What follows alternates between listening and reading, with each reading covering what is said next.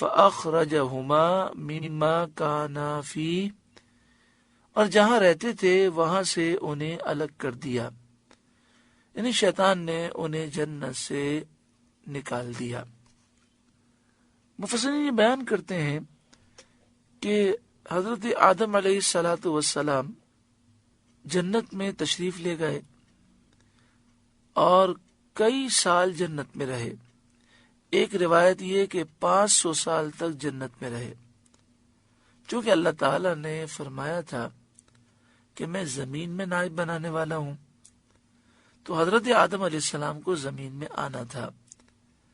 تو اس کا ایک سبب یہ ہوا کہ حضرت آدم علیہ السلام کو بھلا دیا گیا، اور جب آپ اس درخت کو بھول گئے تو پھر شیطان نے کہا کہ آپ یہ درخت کھا لیں، اور آپ نے اس درخت کے پھل کو کھا لیا۔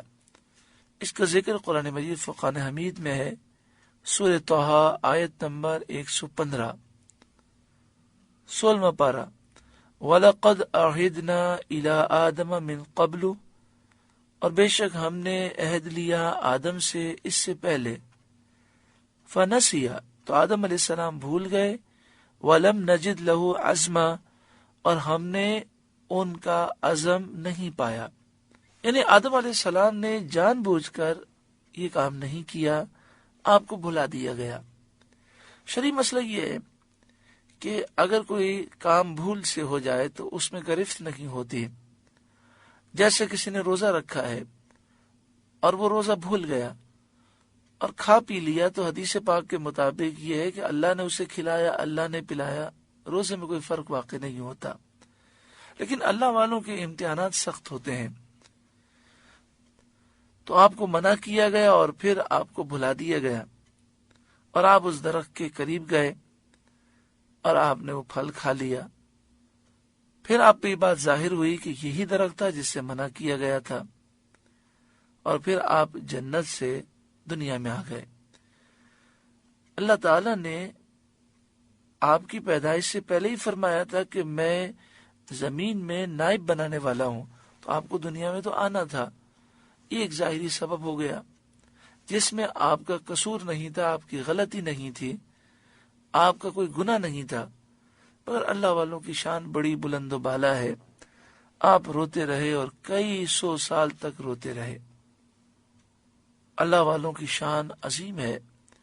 حضرت سفیان ثوری رحمۃ اللہ تعالی علیہ مسجد میں داخل ہوئے، سیدھا پاؤں رکھنے کے بجائے الٹا پاؤں رکھ دیا، تو غیب سے ندا ہوئی، اے ثوری، اے میرے بیل، ہمارے گھر میں آنے کا سلیقہ بھی نہیں ہے۔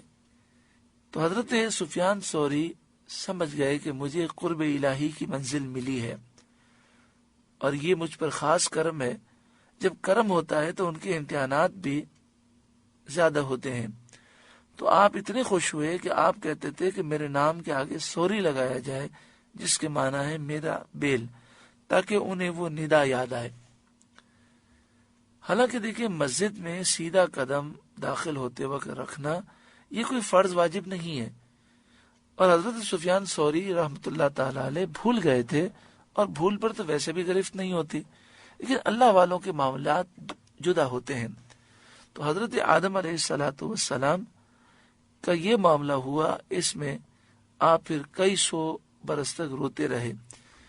یہاں پر قرآن مجید فرقان حمید نے یہ فرمایا فَأَزَلَّهُمَا الشَّيْطَانُ عَنْهَا، تو شیطان نے جنت سے انہیں لغزش دی۔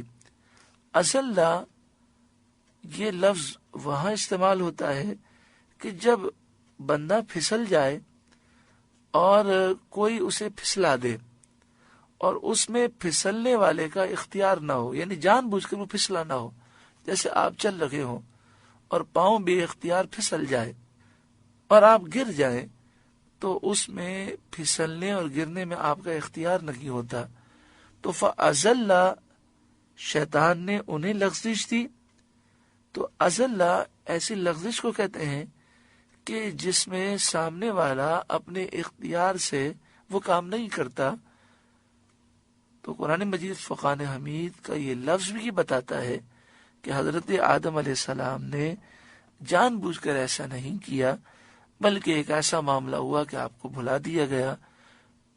قرآن کی آیت بھی یہ بیان کرتی ہے، یہ لفظ بھی بیان کرتا ہے، اور تفاسیر بھی اس کو بیان کرتی ہیں۔